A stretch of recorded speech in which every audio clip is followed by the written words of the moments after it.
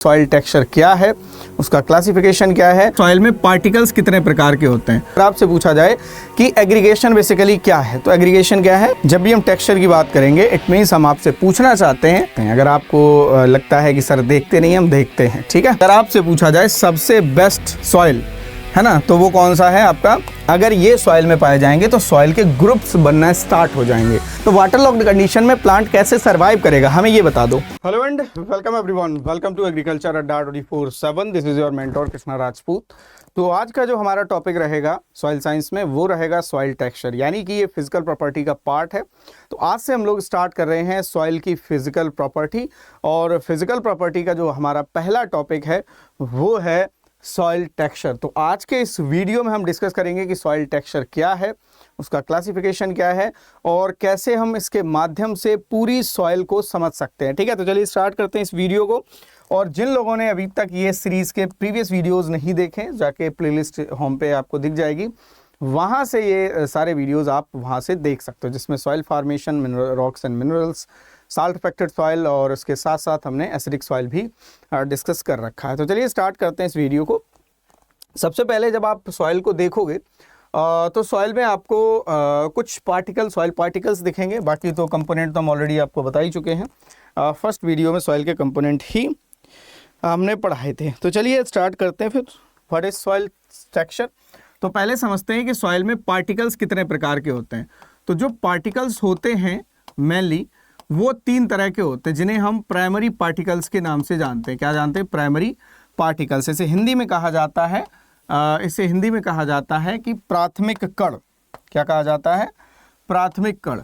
तो प्राथमिक कण जो है वो जनरली तीन प्रकार के होते हैं। कितने प्रकार के होते हैं? तीन, जिसमें आपका आएगा सैंड, दूसरा है सिल्ट, और तीसरा है आपका क्ले। सैंड, सिल्ट और क्ले, ठीक है, ये कहलाते हैं आपके प्राइमरी पार्टिकल्स, जिसमें सबसे बड़ा जो है वो आपका सैंड होता है, उससे छोटा सिल्ट होता है, और सबसे छोटा जो पार्टिकल होता है वो होता है क्ले। ये तीन पार्टिकल्स क्या कहलाते हैं? प्राइमरी पार्टिकल्स कहलाते हैं। इनसे मिलके क्या बनता है? इनसे मिलके बनता है एग्रीगेट। एग्रीगेट क्या है? बेसिकली समुच्चय है। एग्रीगेट क्या है? समुच्चय। समुच्चय किसका? प्राइमरी पार्टिकल्स का समुच्चय। मतलब कि जब प्राइमरी पार्टिकल आपस में जुड़ेंगे तो कोई ना कोई एक संरचना बनाएंगे, जिसे हम कहते हैं एग्रीगेट। क्या कहते हैं? समुच्चय। जब आप मिट्टी को उठाओगे तो आपको छोटे बड़े, मीडियम साइज के, बहुत बड़े ढेले दिखाई देंगे, समुच्चय दिखाई देंगे। एकदम ऐसे थोड़ी होती है कि सॉइल पार्टिकल आपस में, पार्टिकल एक दूसरे से एकदम अलग हैं। वो सिर्फ सैंड के केस में देखने को मिलेगा। अगर उसमें क्ले भी है, सिल्ट भी है, तो आपस में क्या है, जुड़ के कोई ना कोई समुच्चय बना लेते हैं कि नहीं, ये आपने देखा होगा। उसे हम लोग क्या कहते हैं? एग्रीगेट। अब एग्रीगेट के बारे में थोड़ा सा हम समझते हैं, है ना, समझते हैं, फिर हम आपको बताएंगे सॉइल टेक्सचर। सिंपली एग्रीगेट तो हमने बता दिया कि भाई इनका कॉम्बिनेशन होता है या इनसे मिलके बना होता है। इसके फॉर्मेशन की प्रोसेस क्या कहलाती है? एग्रीगेशन कहलाती है। अगर आपसे पूछा जाए कि एग्रीगेशन बेसिकली क्या है, तो एग्रीगेशन क्या है? Formation of aggregate is known as aggregation. दो प्रकार के एग्रीगेट होते हैं। एक होते हैं आपके पेड, जिन्हें हम नेचुरल एग्रीगेट के नाम से जानते हैं, और एक होते हैं क्लॉड। क्लॉड क्या होते हैं? आर्टिफिशियल होते हैं। आर्टिफिशियल बनते कैसे हैं? जब हम ड्राई सॉइल में प्लॉइंग कर दें, जब बहुत ज़्यादा ड्राई हो, मॉइस्चर कम हो उसमें, तो उसमें प्लॉइंग करने के बाद उस सॉइल में बड़े बड़े ढेले उखड़ के आ जाते हैं। That is called Claude. ठीक है, तो वो आपके आर्टिफिशियल एग्रीगेट होते हैं। तो अब हम समझते हैं कि सॉइल टेक्सचर क्या है फिर। ठीक है, तो टेक्सचर की अगर हम डेफिनेशन देखें तो टेक्सचर क्या होता है? बेसिकली रिलेटिव प्रोपोर्शन ऑफ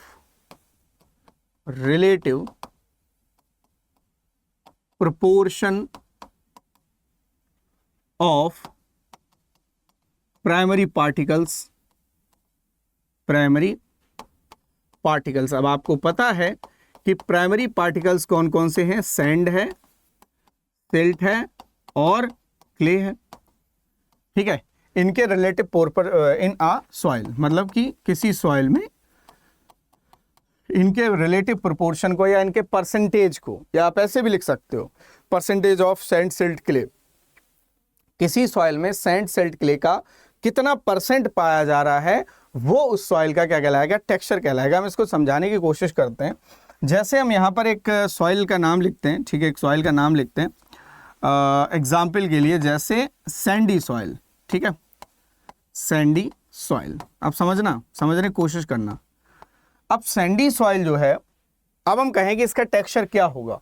तो जब भी हम टेक्सचर की बात करेंगे इट मीन्स हम आपसे पूछना चाहते हैं कि इसमें सैंड कितना है, सिल्ट कितना है और इसमें क्ले कितना है। तो देखिए सैंड का जो परसेंटेज होता है इसमें वो होता है मोर देन 80%, मतलब कि हम यहाँ पर लिख सकते हैं 80 to 100% सैंड, ठीक, या मोर देन 80% लिखा जाता है।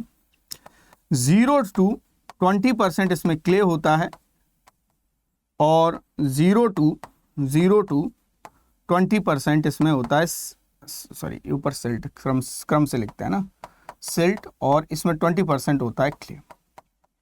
तो मतलब कि ये इसका क्या है, टेक्सचर है। मतलब कि टेक्सचर, जब भी हम कहेंगे टेक्सचर क्या है तो हम क्या पूछना चाह रहे हैं, हम उसमें सैंड सिल्ट क्ले का परसेंटेज आपसे पूछना चाह रहे हैं, सिंपल तरीके से। सिंपल एक और हम बता देते हैं जिससे कि आपको थोड़ा सा और भी अच्छे से समझ में आ जाएगा, ठीक है। दूसरा एग्जाम्पल इसका समझो, लोम सॉइल। लोम सॉइल जो है, लोम, ठीक है, इसे हम बेटा क्या कहेंगे, दोमट मिट्टी, क्या कहेंगे, दोमट मिट्टी। और ये सबसे अच्छी मिट्टी मानी जाती है, सबसे अच्छी, है ना, मिट्टी, ठीक, सबसे अच्छी मिट्टी मानी जाती है। क्यों? क्योंकि इसमें इक्वल प्रॉपर्टी पाई जाती है, सैंड की इक्वल प्रॉपर्टी, मतलब तीनों की इक्वल प्रॉपर्टी पाई जाती है, ऐसे कह लो, सैंड, सिल्ट, क्ले, तीनों की। इसलिए ये अच्छा है, बेस्ट माना जाता है किसके लिए, क्रॉप की कल्टीवेशन के लिए। अगर आपसे पूछा जाए सबसे बेस्ट सॉइल, है ना, तो वो कौन सा है आपका, बेस्ट लोम, ठीक है, बेस्ट फॉर कल्टीवेशन, ठीक है। नोट्स बनाते रहना आप लोग, लिखते रहना इसको, जैसे जैसे समझ में आता जाए वैसे वैसे लिखते जाओ। अगर आपको कोई डाउट होता है तो आप हमें कमेंट में बता सकते हो। ये जो आपके वीडियोस चलते हैं इसके कमेंट भी हम मॉनिटर करते हैं। अगर आपको लगता है कि सर देखते नहीं, हम देखते हैं, ठीक है। सो आप लोग बता सकते हो कि किसी भी चीज़ में आपको कोई दिक्कत है, समझ में नहीं आई है, तो आप हमें बता सकते हो। देखो इसका टेक्सचर क्या होगा, 30 से 50% इसमें पाया जाता है क्या, सैंड, ठीक, 30 से 50% इसमें पाया जाता है क्ले, इसमें पाया जाता है क्ले, और सॉरी क्ले पहले क्यों लिख रहा हूं मैं, सिल्ट, ठीक है, और 20 से 20% पाया जाता है आपका क्ले। ये इसका टेक्सचर होता है। तो टेक्सचर अब आपको समझ में आ गया होगा। तभी देखो, अब किसी सॉइल में आप इसके परसेंटेज को नहीं बदल सकते हो, बिल्कुल नहीं बदल सकते हो। कैसे बदल दोगे? तभी इसको बोला जाता है inherent property of soil and it is permanent property,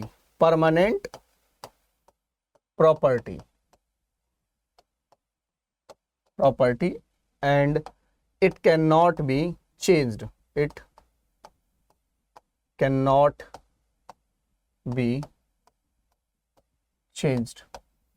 मतलब कि इसको किसी भी तरह चेंज नहीं किया जा सकता है, ना तो टिलेज करके, ना तो ऑर्गेनिक मैटर ऐड करके, ना तो प्लोइंग करके, ठीक है, किसी भी तरह इसके टेक्सचर को चेंज नहीं किया जा सकता है। तो इसीलिए इसको बोला जाता है कि ये सॉइल की क्या है, परमानेंट प्रॉपर्टी है। अब एक चीज़ और समझो आप लोग, अगर मैं कहूँ कि हम इसको चेंज कर सकते हैं, वो कैसे चेंज कर सकते हैं, उसका तरीका क्या है, तो मैं आपको तरीका बता देता हूँ। अगर आपके पास एक कोई छोटा गमला है, पॉट वगैरह, उसमें आपने पौधा लगाया हुआ है छोटा सा, ठीक है, छोटा सा पौधा लगाया हुआ है, तो उसमें थोड़ी सी मिट्टी होगी, आप सोचो थोड़ी सी ही मिट्टी होगी। अब वो मिट्टी हम बदल दें या उसमें दूसरी मिट्टी डाल दें आके, तो सिंपल सी बात है, उसका टेक्सचर चेंज हो जाएगा। अगर आपके पास स्मॉल एरिया है, छोटा सा एरिया है, पॉट है, उसका आप चेंज कर सकते हो। अगर आपके पास 10 हेक्टेयर है, जनरली जो किसान है, अब वो किसानी गमले में थोड़ी करेंगे, सिंपल सी बात है। तो हम ऐसे बोलते हैं कि वो चेंज नहीं हो सकता, बट गमले का चेंज किया जा सकता है, क्योंकि एरिया छोटा है, छोटी मिट्टी 2 किलो मिट्टी है, उसमें हमने कहीं और से भी मिट्टी डाल दिया, क्या ये सी बात है। अब एक चीज़ और समझो, एक तरीका और है चेंज होने का। अगर किसी सॉइल में कंटिन्यूअसली इरोजन होता है, तो उसमें क्या होता है, किसी एक टेक्सचर क्लास की मिट्टी जो है, एक टेक्सचर जो है वो बहुत ज़्यादा मात्रा में रिमूव हो जाता है, तो वहाँ पर कोई दूसरा डोमिनेंट हो जाता है, सिंपल सी बात है। समझ रहे हो बात को? तो बदला जा सकता है या बदल सकता है अगर लंबे समय तक सॉइल इरोजन होता है तो, ठीक है। अब यहाँ पर हम थोड़ा सा आपको एग्रीगेशन के बारे में थोड़ा सा बता देते हैं, फिर हम आपको इसका क्लासिफिकेशन पढ़ाएंगे। तो उम्मीद है कि आपको ये टेक्सचर समझ में आ गया होगा कि सॉइल टेक्सचर बेसिकली क्या है। ठीक है, चलिए आगे बढ़ते हैं। तो हम लोग पढ़ रहे थे एग्रीगेट। एग्रीगेट, ठीक है, एग्रीगेट, व्हाट इज एग्रीगेट? तो पहली बात तो फॉर्मेशन की प्रोसेस क्या कहलाती है? The formation of aggregate is known as, formation को बेटा क्या कहेंगे हम? एग्रीगेशन। एग्रीगेशन, ठीक है। इसके अलावा नेचुरल, दो प्रकार के होते हैं, एक नेचुरल एग्रीगेट होता है, प्राकृतिक एग्रीगेट, जो मतलब प्राकृतिक रूप से पाए जाते हैं ना। तो नेचुरल एग्रीगेट जो है वो आपका बेटा क्या कहलाएगा? पैड कहलाएगा। क्या कहलाएगा? पैड्स, ठीक है, हाँ। और एक होता है आर्टिफिशियल। आर्टिफिशियल मतलब कि हमारी वजह से बना है वो। अब हमारी वजह से कैसे बना है? अब आप सोचो कि अब ड्राई सॉइल में अगर आप कल्टीवेशन कर दोगे तो ऑब्वियस सी बात है कि होना ही है, वो तो क्लॉड तो बनने ही है। तो ये आपका क्या कहलाता है? क्लॉड। इसको बोलते हैं ढेला, ठीक है। गांव में खेत में कभी गए हो गांव वगैरह में, तब आपको ये देखने को मिलेंगे, बड़े बड़े साइज के होते हैं ये, ठीक है, हाँ। अच्छा, एक चीज और समझो, यहां पर एग्रीगेट बनता कैसे है? इसका जो फर्स्ट स्टेप होता है, फर्स्ट स्टेप वो क्या होता है? फ्लॉकुलेशन होता है। क्या होता है? फ्लॉकुलेशन। यानी कि फ्लॉकुलेशन क्या है? फर्स्ट स्टेप है एग्रीगेशन का। जब भी एग्रीगेट बनते हैं तो उसके सबसे पहले क्या होता है? फ्लॉकुलेशन होता है। फ्लॉकुलेशन। फ्लॉकुलेशन क्या है? Formation of flocs. Formation of flocs. सबसे पहले समूह बनेंगे। किसके समूह बनेंगे? प्राइमरी पार्टिकल्स आपस में जुड़ेंगे।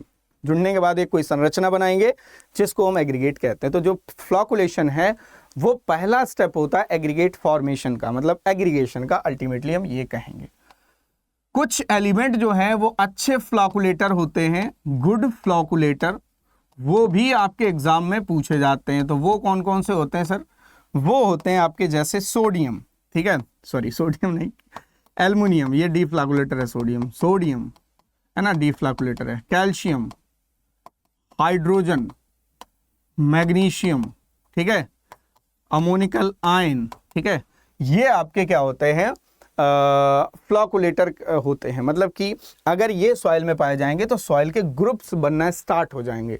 जब तक कि सॉइल में फ्लॉकुलेशन नहीं होगा तब तक एग्रीगेट नहीं बनेगा, सॉइल की प्रॉपर्टी खराब हो जाएगी। यानी कि जो सॉइल फ्लॉकुलेटेड होती है उसमें एरेशन अच्छा होता है, इन्फिल्ट्रेशन अच्छा होता है। ये हम आपको आगे बताएंगे कि इन्फिल्ट्रेशन परकुलेशन डिफरेंस क्या है ना। तो यही छोटा सा हम आपको बता देते हैं। Infiltration is the entry of water into the soil, या first entry of water into the soil. मतलब कि किसी सॉइल में अगर कोई वाटर पहली बार इंटर कर रहा है तो वो इन्फिल्ट्रेशन है।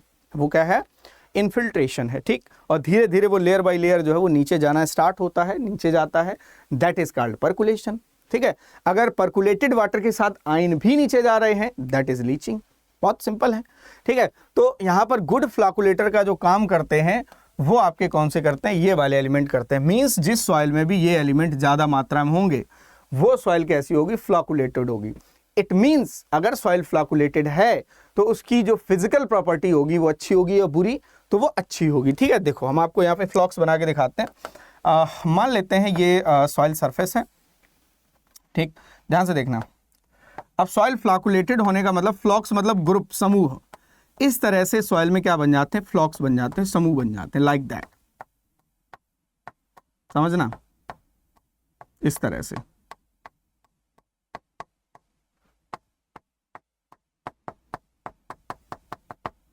ठीक है,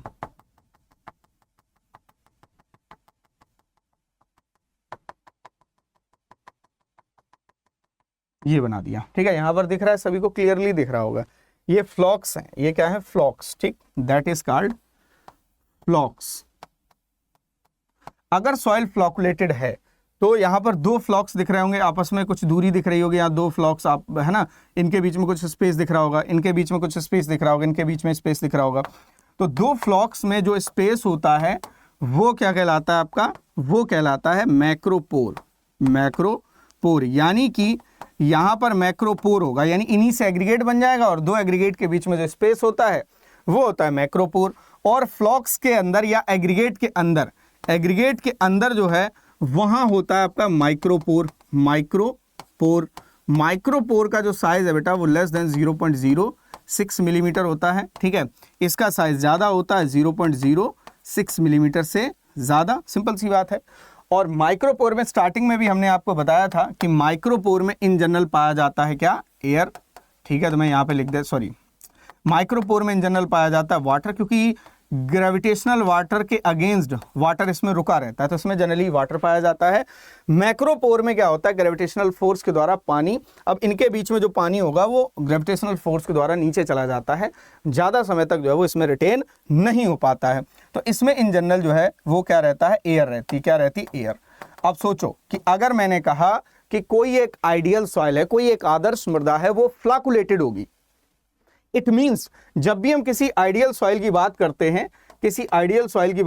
हैं, तो हम ये कहना चाहते हैं कि उस सॉइल में माइक्रो, ठीक है, माइक्रो प्लस मैक्रोपोर दोनों बराबर मात्रा में पाए जाएंगे, ठीक है, दोनों बराबर मात्रा में पाए जाएंगे, ठीक है। यानी कि इनका जो रेशियो होगा वो 1:1 होगा। तो जब बराबर मात्रा में होंगे तो उसमें सॉइल में वाटर भी होगा और उसमें क्या होगी, एयर भी होगी। तो इट मीन्स उसमें सॉइल भी, भाई एयर भी है वाटर भी है, तो दोनों ही प्लांट के लिए ज़रूरी है। अगर सिर्फ वाटर होगा, एयर नहीं होगी, इट मीन्स माइक्रोपोर ज़्यादा है तो सिर्फ वाटर होगा, वाटर लॉक्ड कंडीशन होगी। तो वाटर लॉक्ड कंडीशन में प्लांट कैसे सर्वाइव करेगा, हमें ये बता दो, क्या सर्वाइव कर सकता है, नहीं कर सकता है। तो अगर किसी सॉइल में माइक्रोपोर डोमिनेंट है तो उसमें वाटर लॉगिंग की प्रॉब्लम होने लगेगी। अगर सिर्फ मैक्रोपोर है, मतलब सिर्फ एयर होगी, तो प्लांट हवा कब तक खाएगा, उसे मॉइस्चर चाहिए ना। हमने मान लो इरिगेशन की, ड्रेन आउट हो गया पूरा, शाम जैसे इरिगेशन करके खेत के बाहर आए हैं, तब तक ऐसे घिस रहे थे, पता चला पूरा ड्रेन आउट हो गया, ये क्या हो गया। तो कहने का अर्थ ये है, तो दोनों ही ज़रूरी हैं। तो कोई एक सॉइल, आइडियल मृदा या आदर्श मृदा बेटा तब होती है जब उसमें दोनों ही पोर्स बराबर होंगे, ठीक है। बराबर कब होंगे, जब सॉइल फ्लैकुलेटेड होगी। फ्लैकुलेशन क्या होता है ये हम बता चुके हैं आपको, ठीक। अब बाकी आई थिंक अब आपको यहाँ पर कुछ चीज़ें जो है वो क्लियर हो गई होंगी। अगर इसमें सोडियम ज़्यादा होता तो सोडियम क्या होता है, क्ले के ऊपर एड्जॉर्ब हो जाता है और वो क्या करता है, फिर क्ले को क्या करने लगता है, डिस्पर्स करने लगता है, उनमें रिपल्सन होने लगता है, जिसकी वजह से एग्रीगेट का फॉर्मेशन नहीं होता है। जबकि ये आयन जो जब सॉइल कोलाइड के ऊपर प्रेजेंट होते हैं तो इनके बीच में क्या होने लगता है, अट्रैक्शन होने लगता है क्ले के बीच में, क्योंकि क्ले नेगेटिव चार्ज है। अगर क्ले आपस में जुड़ेंगे तो रिपल्सन होगा, ये होंगे तो फिर ये रिपल्सन होने नहीं देते हैं। अगर सोडियम होगा तो वो रोक नहीं पाता, ऐसे समझ लो आप, ठीक है। तो उम्मीद है कि आपको यहाँ तक बात क्लियर हो गई होगी कि ये क्या है, छोटी छोटी बातें मैंने आपको यहाँ पर क्लियर करा दी हैं। चलिए, समझ में आया हो तो आगे बढ़ें। फिर समझ में आ गया सभी को, समझ में आ रहा है, बहुत बढ़िया, नाइस। चलिए आगे बढ़ते हैं। तो अब हम बात करेंगे यहाँ पर क्लासिफिकेशन की, सॉइल टेक्सचर का classification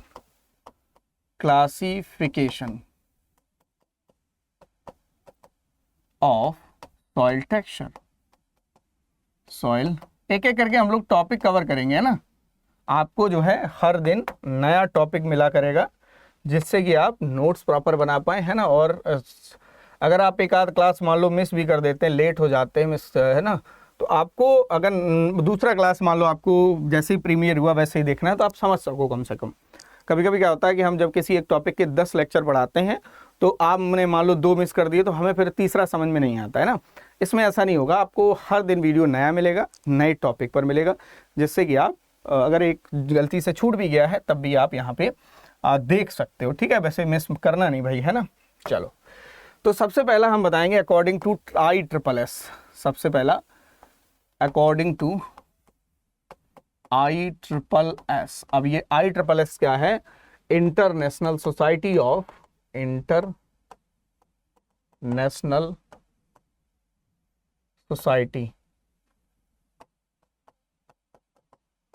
society of soil science. International society of soil science, ISSS। तो ISSS ने क्या किया है, जो सॉइल टेक्सचर का क्लासिफिकेशन था वो कैसे किया है हम आपको बताते हैं। उसने क्या किया, सैंड को दो भागों में बांट दिया। कितने भागों में बांट दिया? दो भागों में। तो जिसमें कहा कि जो कोर्स सैंड है, कोर्स सैंड, उसका साइज जो होगा वो यहाँ पर देखो मैक्सिमम, पहले हम मैक्सिमम लिखेंगे फिर मिनिमम लिखेंगे, ठीक है। तो कंफ्यूज मत करना है कि सर हमने ये हरी वाली किताब पढ़ी थी, ये पीली किताब पढ़ी थी, उसमें जो है पहले मिनिमम लिखा था, आपने पहले मैक्सिमम। देखो याद अगर आपको करना है तो आपको पहले मैक्सिमम फिर मिनिमम लिखना होगा, जिससे कि आप आसानी से इसे याद कर लोगे। ऐसे ही रट्टा मारने की ज़रूरत बहुत समय तक नहीं है। तो 2 से 0.2 मिलीमीटर, यानी कोर्स सैंड का जो मैक्सिमम साइज है वो 2 मिलीमीटर होगा और मिनिमम साइज इसका कितना होगा? 0.2 मिलीमीटर होगा। सिंपल। अब एक चीज़ और समझो कि सॉइल पार्टिकल का साइज क्या होगा। तो सॉइल पार्टिकल का साइज 2 मिलीमीटर से कम ही होता है, यहाँ पर हमने ये देखा, ठीक है। दूसरा आप फाइन सैंड लिख लो, फाइन सैंड, इसे महीन बालू कहेंगे, इसे बेटा कहेंगे मोटी बालू, मोटी बालू, मोटी लिख दिया, मोटी बालू, ठीक है, इसे महीन बालू कहते हैं, ठीक है। इसका साइज जो है 0.02 मिलीमीटर। क्लियर? ये इसका मैक्सिमम साइज है, ये इसका मिनिमम साइज है, ठीक है। चलो इसके बाद लिख लो सिल्ट, सिल्ट 0.022 मिलीमीटर, ठीक है, ये मैक्सिमम है, ये मिनिमम है। फिर बेटा होता है क्ले, ठीक है, क्ले का लेस देन 0.002 मिलीमीटर, इससे कम वाले जो हैं वो सभी क्ले के अंतर्गत आएंगे। तो ये होता है आपका सॉइल टेक्सचर का क्लासिफिकेशन अकॉर्डिंग टू ISSS, ठीक। अब यहाँ पर देखो, अगर मैं देखूँ तो सबसे बड़ा क्या है? सैंड है, फिर सिल्ट है, फिर सबसे छोटा क्या है? मतलब सबसे बड़ा ये है, फिर इससे छोटा ये, फिर इससे छोटा ये।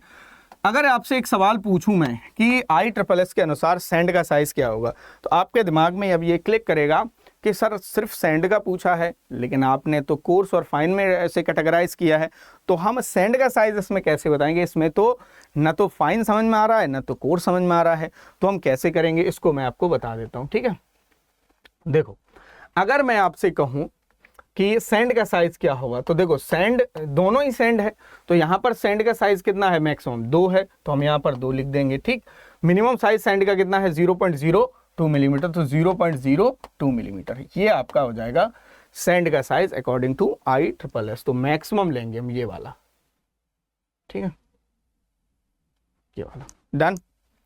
तो आई थिंक अब आपको एकदम आपकी इमेज जो आपके सामने जो इसकी इमेज जो है वो एकदम क्रिस्टल क्लियर होगी, ठीक है। अब एक चीज और समझो, क्या अगर मैं आपसे कहूं कि साइज के अकॉर्डिंग सही क्रम क्या है सैंड सिल्ट क्ले का? साइज के अकॉर्डिंग तो सबसे बड़ा सैंड है, उससे छोटा सिल्ट है, और सबसे छोटा बेटा क्या है? क्ले। तो यही तो हो जाएगा। अगर वाटर होल्डिंग कैपेसिटी के अनुसार पूछें कि जल धारण क्षमता, जल धारण क्षमता, ठीक है, क्षमता, इसके अनुसार क्या होगा? तो सबसे ज्यादा क्ले की होगी, क्योंकि भाई माइक्रोपोर ज्यादा समय तक वाटर को होल्ड कर सकते हैं। फिर उससे ज्यादा, उससे कम होगी सिल्ट की, सिल्ट क्ले से कम होगी सिल्ट की, और सबसे कम होती है सैंड की। तो ये 2.2 आप क्रम याद रखेंगे। इसमें इतना ज्यादा टफ नहीं है, मतलब अरे याद कर सकते हो, ठीक है। चलिए अब हम बताते हैं next classification. Next classification is according to USDA, United State Department of America, ठीक है, अभी खत्म हो जाएगा ये। अकॉर्डिंग टू USDA, है ना। USDA क्या है? यूनाइटेड स्टेट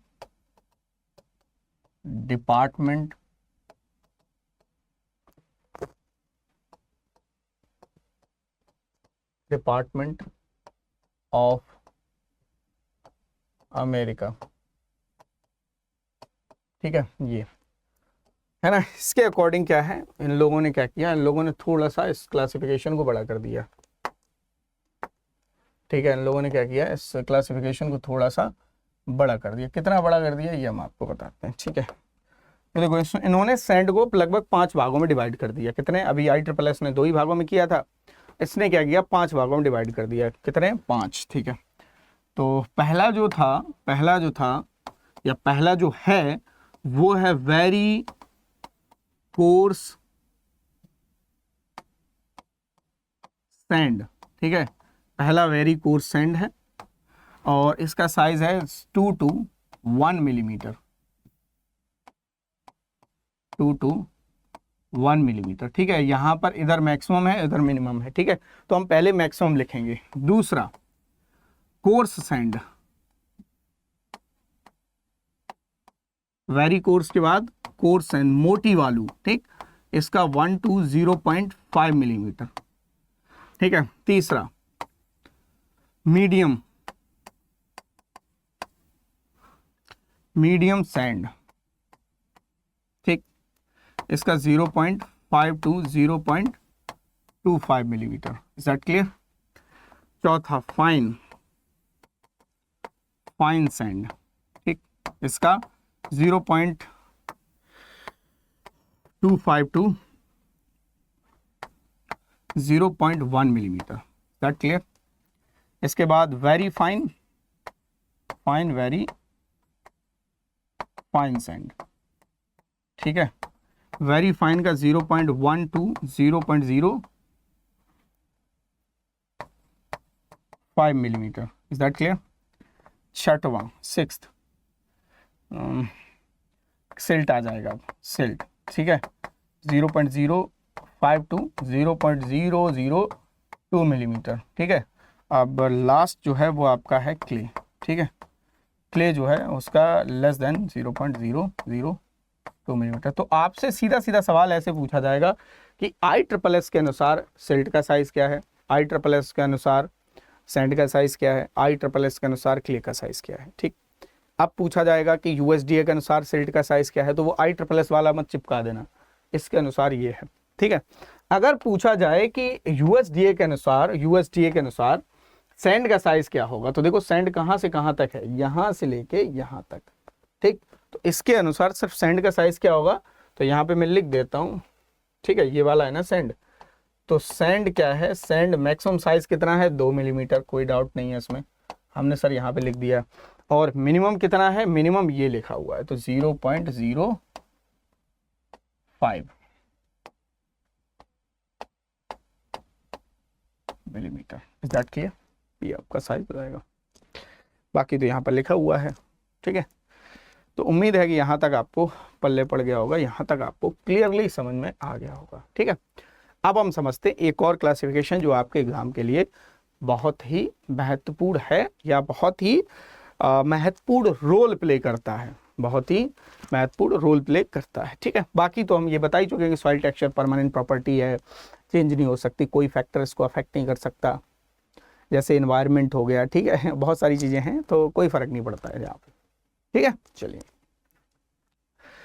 अभी तो टाइम है, थोड़ा सा बचा है, बस ये ख़त्म करते हैं इसको, ठीक है। छोटा छोटा टॉपिक है ये, फिजिकल प्रॉपर्टी भी छोटा है, आप लोग 2x पे भी अगर आपने पहले से पढ़ा है तो आप थोड़ा सा जल्दी रिवाइज करने के लिए 2x पे लगा के देख लो, बट देख ज़रूर लो, ठीक है, ये बहुत महत्वपूर्ण है। अब नेक्स्ट क्लासिफिकेशन है अकॉर्डिंग टू टिलेज हिंड्रेंस,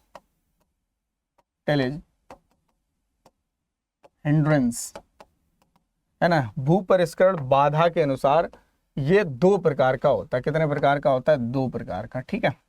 कौन कौन से प्रकार होते हैं ये हम आपको समझाते हैं, बड़े ही ध्यान से सुनना है, ठीक। तो सबसे पहला होता है बेटा heavy textured soil, heavy textured soil, या इसको हम सिर्फ हैवी सॉइल भी कह सकते हैं। हिंदी में इसको कहा जाता है भारी मृदा, भारी मृदा, आप समझना, भारी मृदा।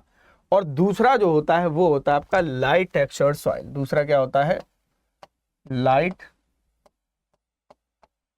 टेक्सचर्ड सॉइल, ठीक है। इसे हम क्या कहेंगे? हल्की कड़ाकार वाली मिट्टी या हल्की मिट्टी, ठीक है। अब इसको हम दोनों को समझाते हैं कि दोनों में बेसिकली डिफरेंस क्या है। बहुत सारे बच्चे इसमें हमेशा कंफ्यूज रहते हैं, वो वजन के अनुसार देख लेते हैं कि जिनमें वजन ज़्यादा वो भारी, जिनमें वजन कम वो हल्की। बेटा ऐसा नहीं है, इसमें ऐसा नहीं है। ऐसा क्यों नहीं है ये हम आपको समझाते हैं, ठीक है। देखो, जो आपकी हैवी टेक्सचर्ड सॉइल होती है, ठीक है, इसे आप लिख सकते हो having fine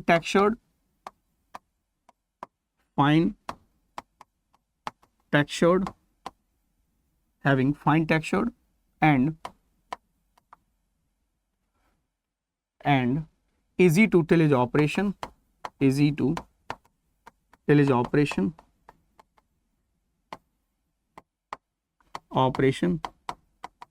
and less power requirement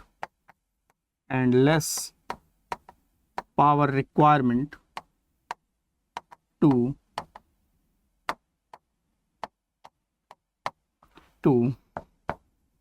plow the soil.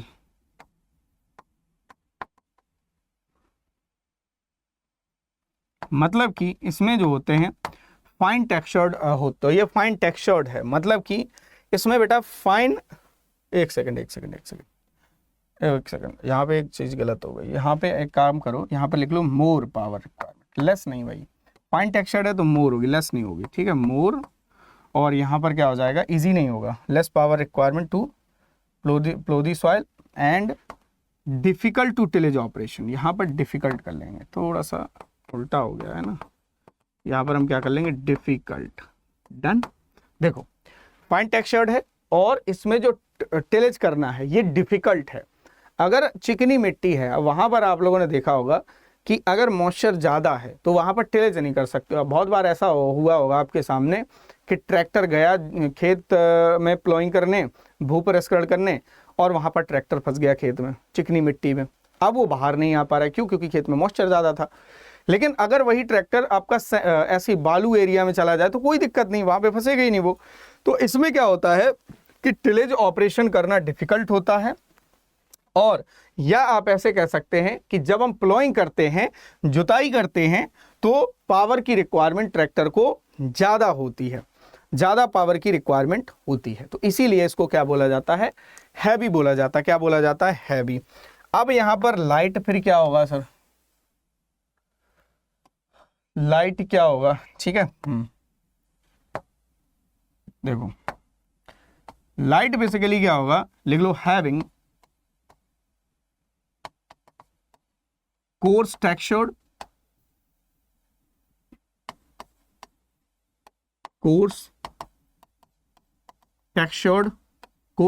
है। अब ये वाला होगा coarse textured and easy to tillage operation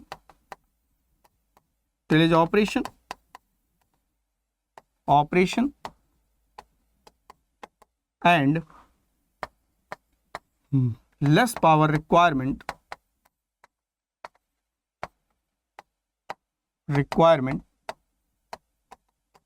to plow the soil। मतलब जब हम प्लोइंग करेंगे तो कम पावर की रिक्वायरमेंट होगी, ठीक है, और इसमें टिलेज करना आसान होता है। मतलब कि टिलेज ऑपरेशन करना क्या होता है, आसान होता है। तो ये बेसिकली डिफरेंस होता है, भारी सॉइल, ठीक है, भारी और हल्की मिट्टी में, या हल्की मृदा में, है ना, हैवी टेक्सचर्ड और लाइट टेक्सचर्ड। अब देखो कैसे पहचानोगे आप, तो पहचान का तरीका तो बता ही दिया भैया। फाइन टेक्सचर्ड होगी ये कोर्स टेक्सचर्ड होगी, इसमें सैंड वगैरह ज़्यादा पाया जाएगा, इसमें क्ले वगैरह ज़्यादा पाया जाएगा। सिंपल सी बात है।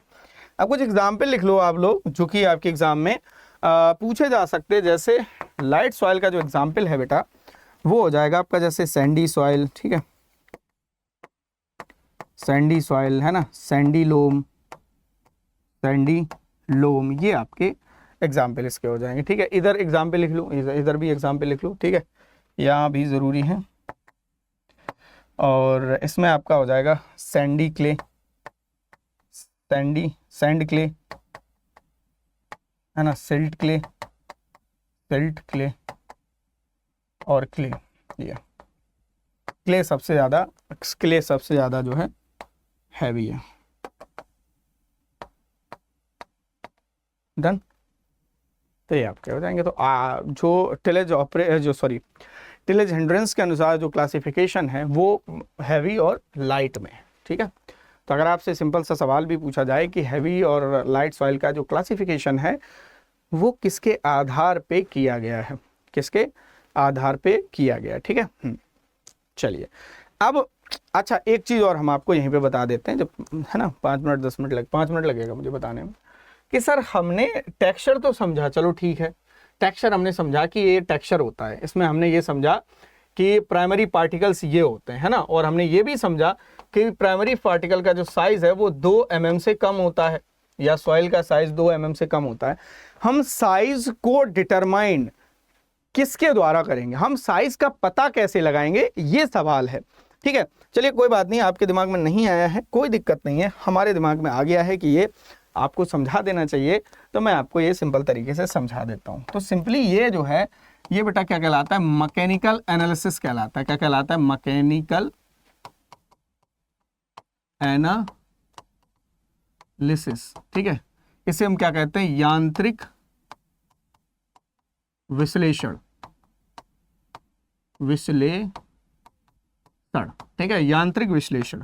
अब ये यांत्रिक विश्लेषण क्या है, लिख लो, the process of determining, the process of determining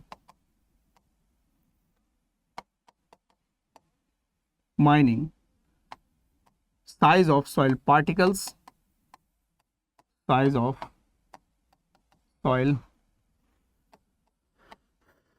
particles that is less than 2 millimeter is known as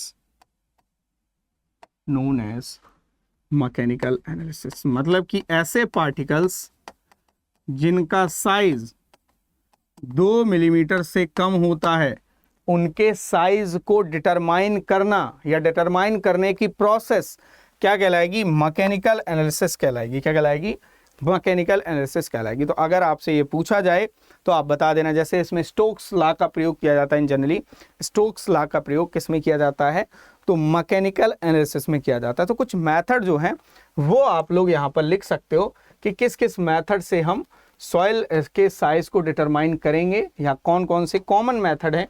तो यहाँ पर मेथड के नाम मैं सिर्फ लिख दे रहा हूँ, ठीक है, और ये थोड़ा सा प्रैक्टिकल वाला पोर्शन है, पूछा नहीं जाता है, मतलब छोटी सी डेफिनेशन वगैरह जो है वो आपके एग्जाम में आप पूछी जा सकती है। ठीक है, तो मेथड में जैसे आ जाएगा आपका international pipette method, international pipette method. ठीक है, एक बार पिपेट की स्पेलिंग देख लेना, ठीक है, शायद गलत हो सकती है। बायोकास method, बायोकास method, sedimentation method,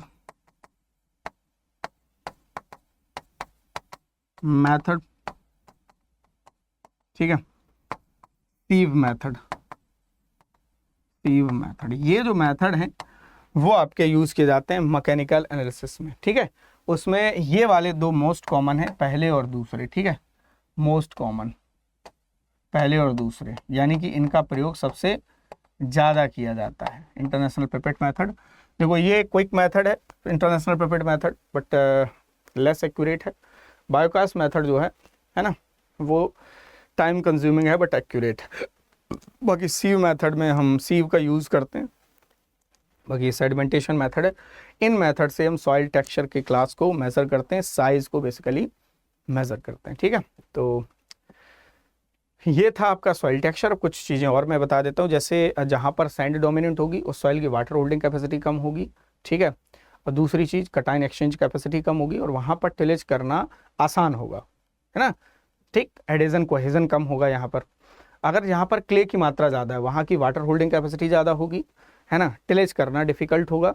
कटाइन exchange capacity ज़्यादा होगी, क्योंकि कटाइन को वो होल्ड ज़्यादा कर सकते हैं, ज़्यादा समय तक अपने पास रोक सकते हैं। ठीक है, तो कटाइन होल्डिंग कैपेसिटी, जिस सॉइल की भी कटाइन होल्डिंग कैपेसिटी ज़्यादा, ये रिप्रेजेंट करता है किसको, सॉइल फर्टिलिटी को बेसिकली। तो उसकी सॉइल फर्टिलिटी भी अच्छी होगी। बहुत सिंपल है, सैंड ज़्यादा है तो cation holding capacity, cation exchange capacity कम है तो सॉइल फर्टिलिटी भी कम होगी।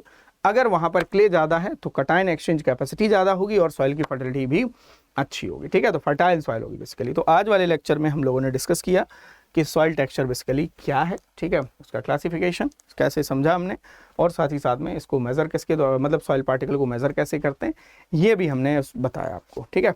उम्मीद है कि आपको लेक्चर पसंद आया होगा। अगर आपको लेक्चर अच्छे लगते हैं तो वीडियो को लाइक किया करो, ठीक है, और अपने दोस्तों के साथ शेयर किया करो। बाकी अगर आप हमारे पेड बैचेस में ज्वाइन करना चाहते हैं तो आप अड्डा 24/7 का मोबाइल एप्लीकेशन डाउनलोड कर सकते हैं, और डिस्काउंट के लिए Y8268 डिस्काउंट कोड का आप यूज़ कर सकते हैं। इस कोड के माध्यम से आपको मैक्सिमम डिस्काउंट मिल जाएगा, ठीक है।